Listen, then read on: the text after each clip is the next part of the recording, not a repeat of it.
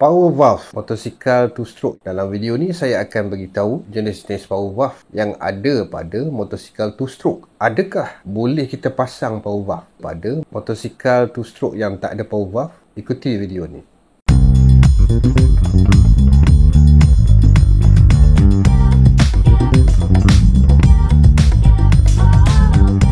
Ramai di antara kita yang menggunakan motosikal two stroke tanpa ada power valve. Kelebihannya yang tak ada power valve ni, dia pick up dia segera. Maknanya buka je throttle tu terus pergi. Mana yang pakai power valve tu, dia terpaksa rev tinggi untuk pick up mula-mula untuk dapatkan kesan pembukaan power valve. Dan power valve tu pula ada yang menggunakan cara mekanikal, iaitu pusingan yang dihasilkan daripada gear yang pakai shaft lah. Dan lagi satu yang pakai elektronik yang menggunakan CDI trigger pada servo motor. So, apakah kelebihan? Yang ada elektronik control dan juga mechanical. Okey, kelebihan masing-masing ada. Bergantung pada owner tu sendiri. Kebanyakannya memilih kepada brand yang dia minati. Bukan sebab sesuai atau tak sesuai dengan kondisi kegunaan. Dia minat design, dia cantik. Macam itulah terpulang pada kita. Okey, kalau di dunia motorsport, terutamanya motocross, motosikal two stroke-nya ada power valve dan ia menggunakan mechanical. Tidak ada elektronik whatsoever, kata orang parit lah. Berbanding dengan kegunaan di jalan biasa yang ada menggunakan elektronik, control power valve dan juga mechanical. Dari segi penyelenggaraan, mechanical power valve lebih mudah diselenggara berbanding dengan elektronik power valve. Tetapi banyak parts-parts yang bergerak berbanding elektronik. Penggunaan power valve pada enjin two stroke ni bermula di sekitar tahun 70-an. Ia diperkenalkan pada kejuaraan dunia GP 500, GP 250, GP 125, yang mana pada masa tu two stroke diperkenalkan. Pada mulanya enjin two stroke di perlombaan tu tidak menggunakan power valve, dan dari segi intake pun ada yang menggunakan reed valve dan ada yang menggunakan rotary valve seperti Suzuki RG 500 Gamma. Kelebihan yang menggunakan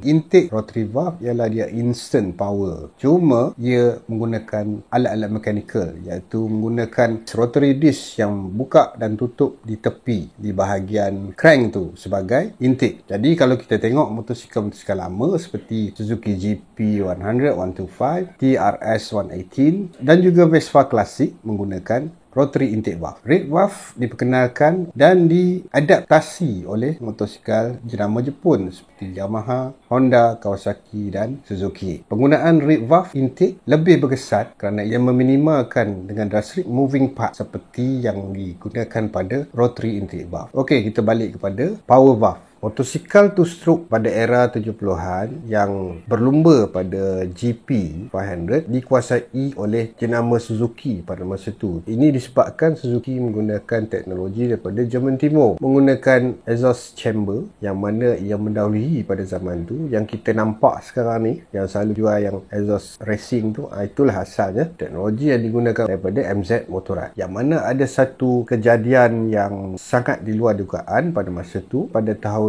sebelumnya, mereka telah membawa pelumba dan tuner daripada pasukan MZ Motorrad untuk transfer teknologi. Ini cerita sejarah Suzuki lah. So daripada situlah Suzuki menguasai perlumbaan two stroke menggunakan exhaust chamber dan dikopi oleh semua motosikal two stroke.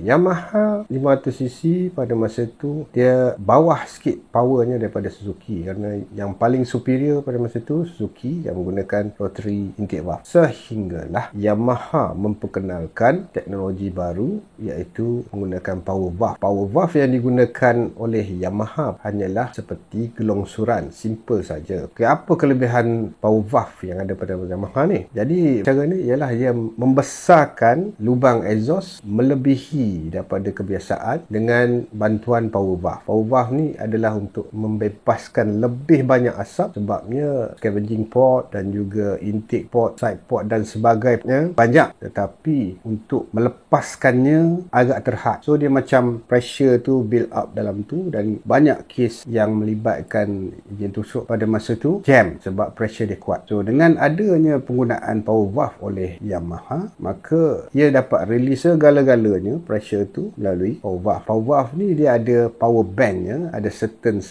RPM dia akan buka. Yang digunakan oleh Yamaha menggunakan teknologi elektronik ni yang ada pada RD, TZR, TZM dan sebagainya yang gelongsor. Itu daripada teknologi GP lah. Kemudian Suzuki pun tewas dengan Yamaha. Honda mengikuti teknologi itu dengan memperkenalkan teknologi yang similar, yang hampir sama, cuma dia tidak menggunakan gelongsor. Pada mulanya dia menggunakan valve buka macam throttle body lah, iaitu dipanggil Automatic Torque Application Chamber System atau ATAC, atau lebih popular dikenali sebagai ATAC. Sistem ATAC ni bermula pada motosikal Honda CR, iaitu motosikal untuk kegunaan motocross. Kemudian ia diserapkan pada kenderaan di jalanan. Contohnya motosikal two-stroke yang berkapasiti besar yang dikeluarkan Honda. Pada awalnya NS250, NS400R untuk kegunaan awam menggunakan sistem ATAC. Kalau untuk motosikal kecil pula, ia diterapkan pada motosikal Honda MTX, iaitu motosikal trail itulah, yang digunakan pada atas jalan dan juga pada atas off-road.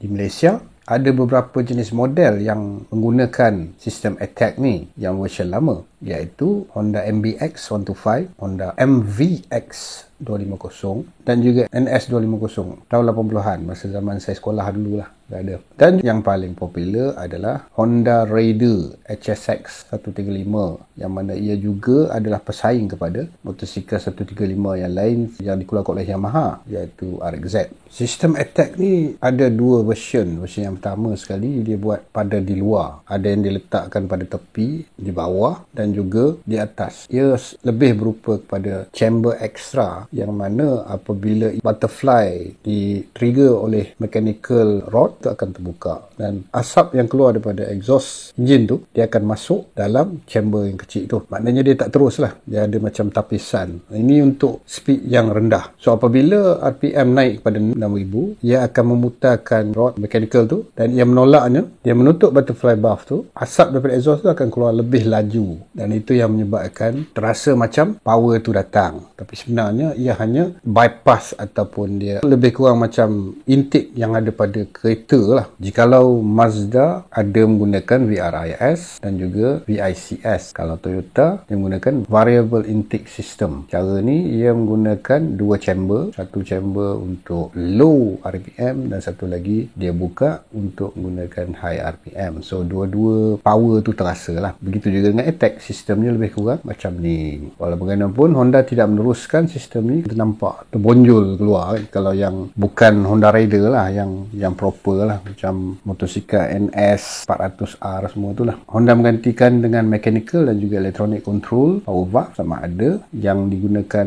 oleh motosikal atas jalan seperti NSR yang menggunakan RC valve dan juga yang digunakan pada motocross yang menggunakan mechanical. Dia tidak menggunakan roller power valve macam NSR, dia menggunakan slide macam tu. Power valve yang sedemikian banyak terdapat pada motosikal motocross seperti Honda CR125, Yamaha YZ125, Suzuki RM125 dan juga Kawasaki KX125. Ia menjadi satu benchmark kepada semua motosikal motocross two-stroke keluaran Jepun.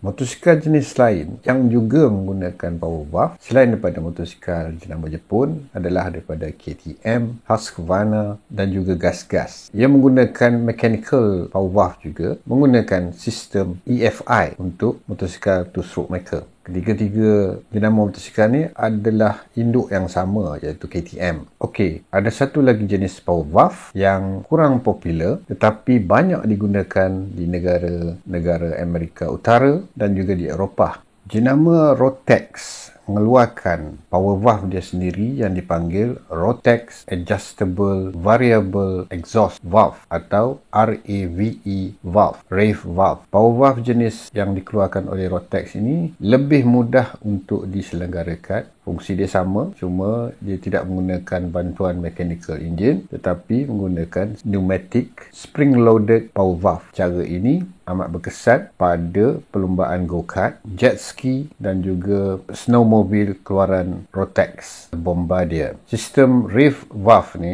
ada dua jenis, mechanical adjustment dan juga elektronik.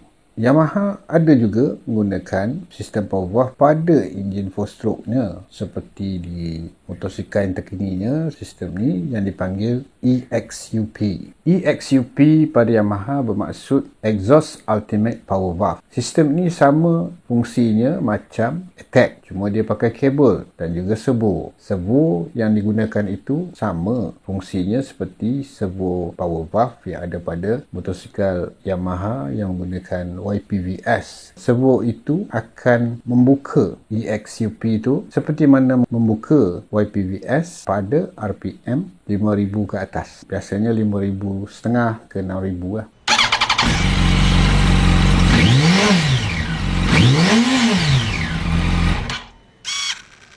Jadi sistem sebegini kita boleh lakukan pada non-power valve engine 2-stroke. Sistem exhaust ni juga digunakan pada kereta. Ada juga kereta yang menggunakan sistem exhaust ni berdasarkan pada Yamaha untuk membuka bypass exhaust pada RPM tinggi. So itu cara penyelesaian yang paling mudah. Bagaimana pula caranya kita nak pasang power valve pada motosikal 2-stroke yang tak ada power valve? Caranya adalah dengan menggunakan butterfly actuator ataupun plunger yang biasa digunakan pada exhaust kereta yang menggunakan sistem exhaust ini. Fungsinya adalah untuk bypass exhaust. Maknanya untuk kegunaan biasa, butterfly itu tutup. Apabila diprogramkan, ia akan buka pada certain RPM. Contohnya 5,000 ke 6,000. Cara ini menggunakan tindak balas vacuum solenoid valve yang seperti digunakan pada kereta, iaitu daripada intake manifold. Throttle body butterfly itu ada di pasaran, kat Shopee ada. Ini saya bagi idea lah, yang mana power valve tu tidak diinstal pada enjin, tapi kita install pada permulaan kepala exhaust tu.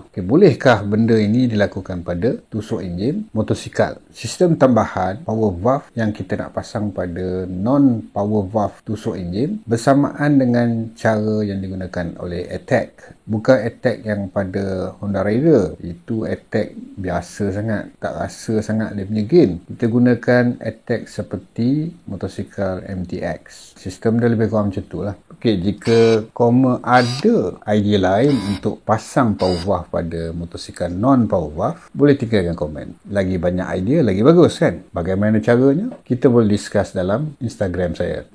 Itu saja video untuk kali ini. Ringkas saja, tapi saya harap benda ni memberi satu idea baru atau mungkin idea lama yang dibuka kembali untuk kita sama-sama menikmati motosikal 2-stroke kita. Jangan kita rasa kita kekurangan kalau tak ada power valve pada motosikal kita. Ada caranya. Cuma kita kena ada usaha. Yang penting creativity. InsyaAllah benda ni boleh dilakukan. Walau bagaimanapun, saya menyuruh tidak, melarang pun tidak. Terpulang. Pesanan saya, anything is not impossible. Itu saja video untuk kali ini. InsyaAllah kita akan jumpa di video akan datang untuk topik-topik yang lain. Sama ada upgrade ataupun topik yang berkaitan dengan motosikal. Kita jumpa lagi. InsyaAllah. Assalamualaikum.